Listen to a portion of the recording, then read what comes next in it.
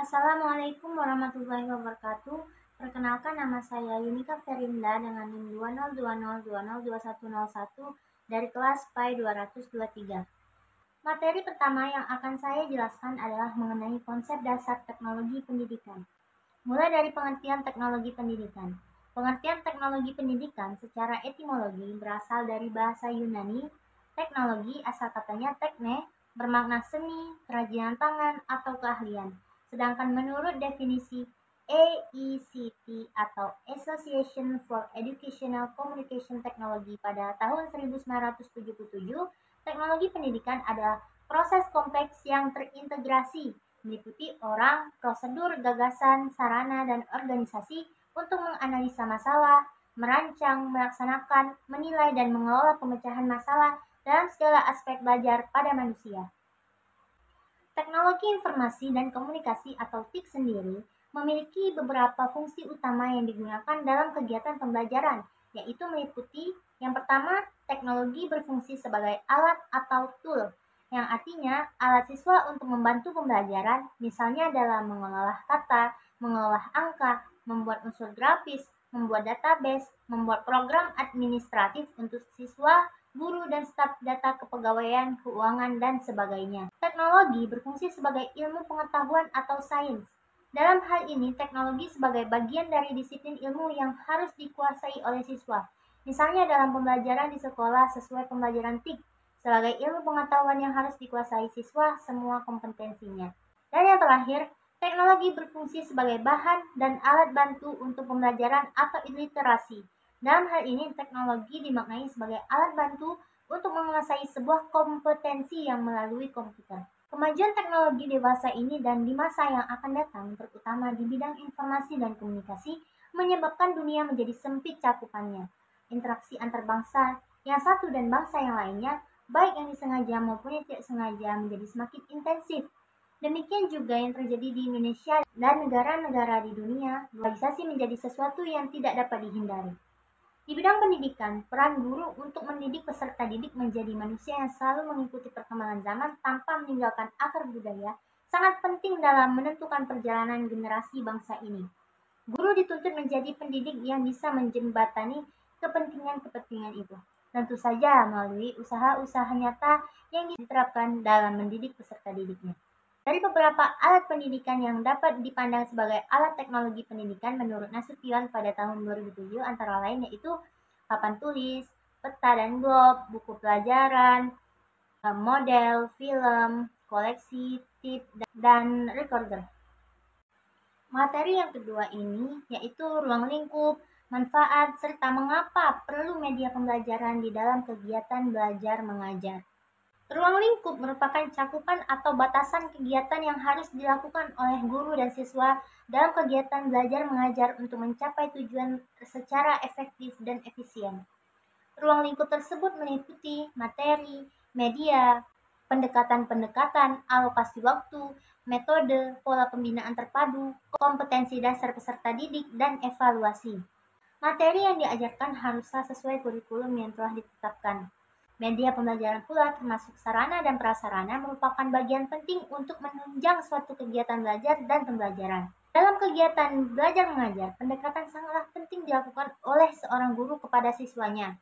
Hal ini bertujuan untuk memberikan motivasi kepada siswa agar memiliki semangat belajar yang tinggi, misalnya memberi saran maupun pengarahan kepada siswa apabila siswa tersebut melakukan kesalahan dalam kegiatan belajarnya. Seorang pengajar harus bisa mengatur alokasi waktu belajar agar sesuai dengan waktu yang diperlukan untuk menyampaikan materi yang ada.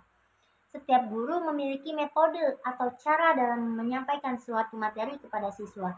Yang terpenting adalah bagaimana agar siswa tersebut merasa nyaman dan tidak bosan dalam mengikuti kegiatan belajar mengajar. Manfaat media pembelajaran menurut para ahli adalah yang pertama, penyeragaman penyampaian materi pelajaran. Kedua, proses belajar mengajar menjadi lebih menarik, jelas, dan interaktif.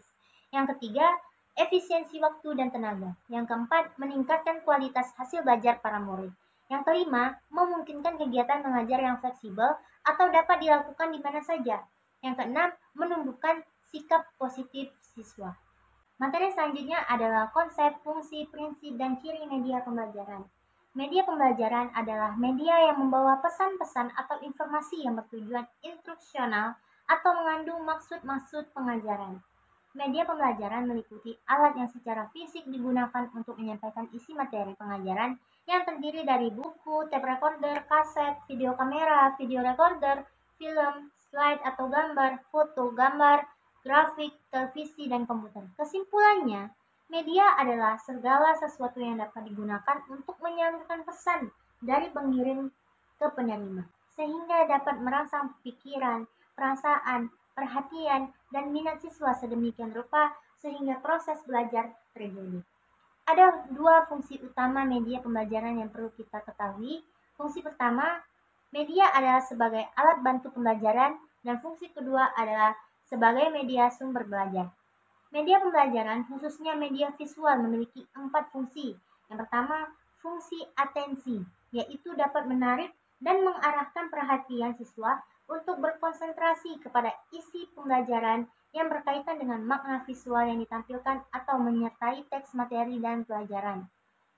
Yang kedua, fungsi afektif, yaitu dapat mengunggah emosi dan sikap siswa.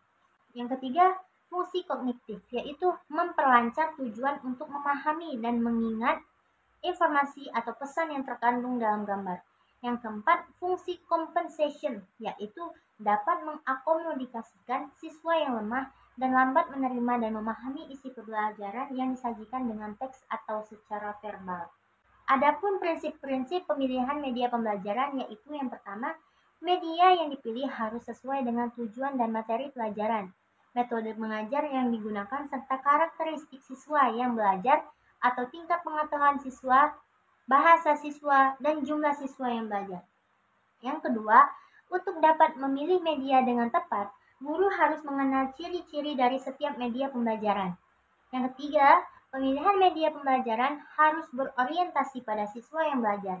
Artinya, pemilihan media untuk meningkatkan efektivitas belajar siswa. Yang keempat, pemilihan media harus mempertimbangkan biaya pengadaan, ketersediaan, bahan media, mutu media, dan lingkungan fisik tempat siswa belajar.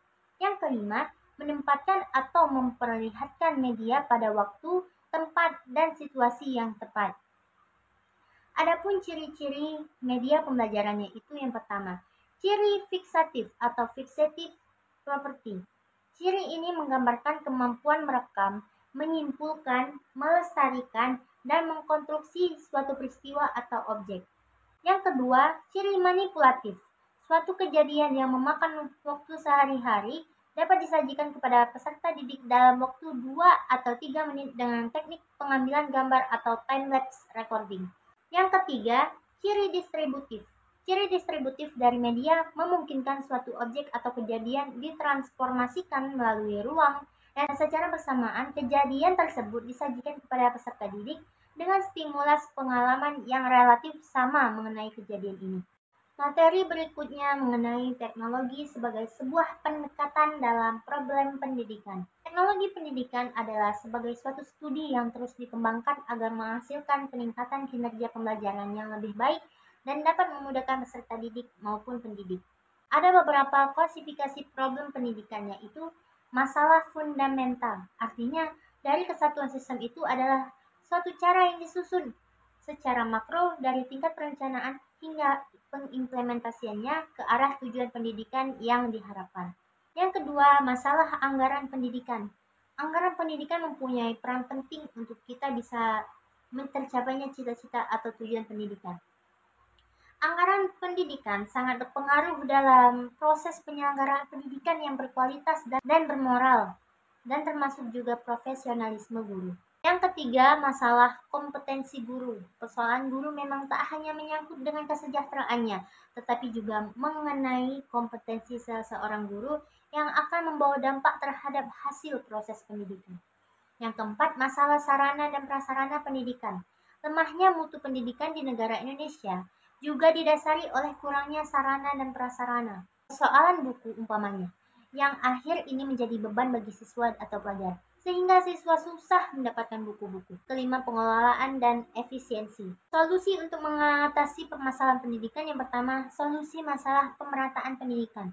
Pemecahan masalah pemerataan pendidikan, banyak macam pemecahan masalah yang telah dan sedang dilakukan oleh pemerintah untuk meningkatkan pemerataan pendidikan dalam rangka mencerdaskan kehidupan bangsa.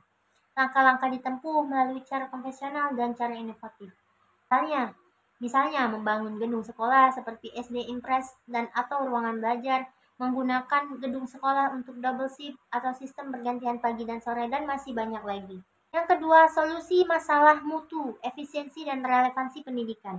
Meskipun untuk tiap-tiap jenis dan jenjang pendidikan masing-masing memiliki kekhususan, namun pada dasarnya pemecahan masalah mutu pendidikan bersasaran pada perbaikan kualitas komponen pendidikan serta mobilitas komponen-komponen tersebut. Selanjutnya, perbaikan manajemen pendidikan. Upaya untuk meningkatkan mutu manajemen sekolah diterapkannya manajemen peningkatan mutu berbasis sekolah atau MPMBS. MPMBS ini merupakan alternatif sekolah dalam program desentralisasi bidang pendidikan. Upaya ini ditandai adanya otonomi luas di tingkat sekolah, partisipasi masyarakat yang tinggi, dan dalam kerangka kebijakan nasional. Dengan demikian, kebutuhan sekolah dapat terpenuhi sesuai dengan kondisi dan situasi yang berkembang di sekolah. Sedangkan masyarakat dituntut berpartisipasi agar mereka lebih memahami pendidikan, membantu serta mengontrol pengelolaan pendidikan. Materi berikutnya adalah teknologi komunikasi dalam pendidikan. Teknologi komunikasi adalah seperangkat alat penambah kemampuan orang dalam berkomunikasi atau perangkat dan sistem hasil rekayasa manusia yang digunakan sebagai media transmisi untuk menyampaikan ide, pesan, atau gagasan kepada orang lain. Dalam dunia pendidikan, teknologi informasi dan komunikasi secara umum bertujuan agar siswa dapat memahami alat teknologi informasi dan komunikasi, termasuk komputer, dan memahami informasi. Artinya, siswa mengenal istilah-istilah yang digunakan pada teknologi informasi dan komunikasi. Peran teknologi informasi dan komunikasi dalam pembelajaran, selain membantu dalam belajar, juga memiliki peran yang cukup berpengaruh bagi guru, terutama dalam pemanfaatan fasilitas untuk kepentingan memperkaya kemampuan mengajarnya. Manfaat teknologi dan komunikasi dalam dunia pendidikan yaitu: pertama, menambah informasi. Manfaat pertama penggunaan teknologi adalah sebagai sarana pendukung bagi siswa dan pendidik untuk mencari informasi yang lebih luas selain menggunakan sumber dari buku dan media cetak. Yang kedua, meningkatkan kemampuan belajar. Hal ini terjadi karena informasi yang ada di internet lebih update sehingga para siswa bisa dengan mudah mengakses informasi-informasi baru yang diperlukan di bawah pengawasan guru. Yang ketiga, memudahkan akses belajar. Proses pembelajaran dapat dipermudah dengan adanya teknologi dan pendidikan. Misalkan, guru dapat memberikan materi atau tugas belajar melalui email, sehingga peserta didik bisa segera menyelesaikan dan mengumpulkan tugas tersebut. Yang keempat, materi lebih menarik. Penggunaan teknologi dalam pendidikan dapat membuat peserta didik lebih nyaman dan tidak terkesan jenuh atau monoton. Karena penyampaian informasi melalui teknologi canggih terlihat lebih variatif dan modern. Yang kelima, meningkatkan minat belajar.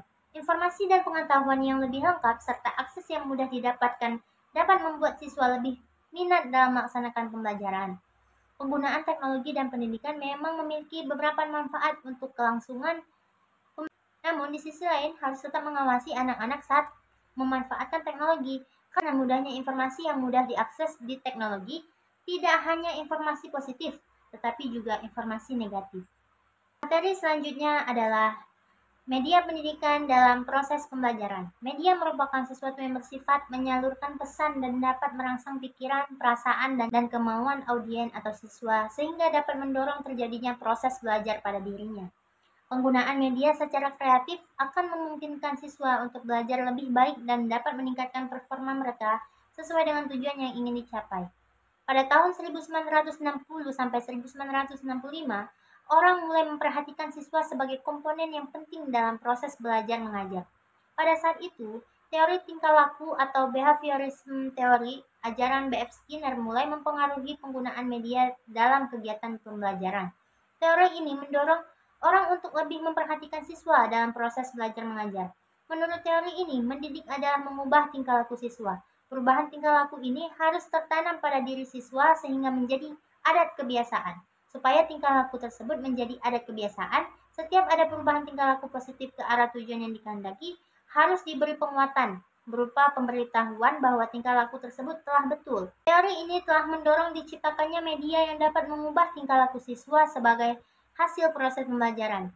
Media instruksional yang terkenal yang dihasilkan teori ini adalah teaching machine dan program instruction. Hasil penelitian telah menunjukkan media telah menunjukkan keunggulannya membantu pengajar dalam menyampaikan pesan pembelajaran serta lebih cepat dan lebih mudah ditangkap oleh siswa serta dapat meningkatkan minat belajar siswa. Hal ini dikarenakan pembelajaran dengan menggunakan media akan lebih menarik perhatian siswa sehingga bisa menumbuhkan minatnya terhadap pelajaran tersebut. Levy dan Les pada tahun 1982 mengemukakan 4 fungsi media pembelajaran, khususnya media visual, yaitu fungsi atensi, fungsi afektif, fungsi kognitif, fungsi kompensatoris. Adapun beberapa manfaat praktis dari penggunaan media pembelajaran adalah yang pertama, media pembelajaran dapat memperjelas penyajian pesan dan informasi sehingga dapat memperlancar dan meningkatkan proses dan hasil belajar. Yang kedua, media pembelajaran dapat meningkatkan dan mengarahkan perhatian anak sehingga dapat menimbulkan motivasi belajar. Yang ketiga, media pembelajaran dapat mengatasi keterbatasan indera, ruang, dan waktu. Yang keempat, media pembelajaran dapat memberikan kesamaan pengalaman kepada siswa tentang peristiwa-peristiwa di lingkungan mereka, serta memungkinkan terjadinya interaksi langsung dengan guru, masyarakat, dan lingkungan, misalnya melalui karya wisata, kunjungan-kunjungan ke museum, atau kebun binatang. Materi yang terakhir adalah mengenai kriteria penggunaan media pendidikan. Dalam pandangan tim Applied Approach peningkatan rancangan pengajaran Universitas Brawijaya, ada beberapa langkah dalam memilih media yang sesuai dengan situasi dan kondisi. Yang pertama, biaya yang murah, baik saat pembelian, dalam pengoperasian, dan pemeliharaan. Yang kedua, kesesuaian dengan metode pengajaran yang dilakukan. Yang ketiga, kesesuaian dengan karakteristik peserta didik. Yang keempat, pertimbangan praktis, kemudahan, keamanan, kesesuaian, dan fasilitas yang ada, keawetan, dan kemudahan pemeliharaan. Yang kelima, ketersediaan media. Penggunaan media pembelajaran dan proses pembelajaran perlu mempertimbangkan beberapa prinsip, yaitu yang pertama, tidak ada satu media pun yang paling baik untuk semua tujuan. Suatu media hanya cocok untuk tujuan pembelajaran tertentu, tetapi mungkin tidak cocok untuk pembelajaran yang lain. Yang kedua, media adalah bagian integral dari proses pembelajaran. Hal ini berarti bahwa media bukan hanya sekedar alat bantu mengajar guru, akan tetapi merupakan bagian yang tak terpisahkan dari proses pembelajaran. Ketiga, media apapun yang hendak digunakan, sasaran akhirnya adalah untuk memudahkan belajar peserta didik. Kemudahan belajar peserta didik haruslah dijadikan acuan utama pemilihan dan penggunaan suatu media. Yang keempat, penggunaan berbagai media dalam satu kegiatan pembelajaran bukan hanya sekedar atau selingan atau pengisi waktu atau hiburan, melainkan mempunyai tujuan yang menyatu dengan pembelajaran yang berlangsung. Yang kelima, pemilihan media hendaknya objektif, yaitu didasarkan pada tujuan pembelajaran, tidak didasarkan pada kesenangan pribadi tenaga pengajar. Yang keenam, penggunaan beberapa media sekaligus akan dapat membingungkan peserta didik. Penggunaan multimedia tidak berarti menggunakan media yang banyak sekaligus, tetapi media tertentu dipilih untuk tujuan tertentu dan media yang lain untuk tujuan yang lain pula. Yang ketujuh, kebaikan dan kekurangan media tidak tergantung pada kekonkretan dan keabstrakannya saja. Media yang konkret, wujudnya, mungkin sukar untuk dipahami karena rumitnya, tetapi media yang abstrak dapat pula memberikan pengertian yang tepat. Maksudnya, kegiatan dari seseorang tenaga pengajar yang akan mengajar dengan menggunakan media pembelajaran. Baiklah, mungkin hanya itu saja yang dapat saya sampaikan pada kali ini. Apabila terdapat kata-kata saya yang salah atau tidak berkenan di hati, saya mohon maaf. Kepada Allah saya mohon ampun. Wabillahi taufiq wal hidayah. Wassalamualaikum warahmatullahi wabarakatuh.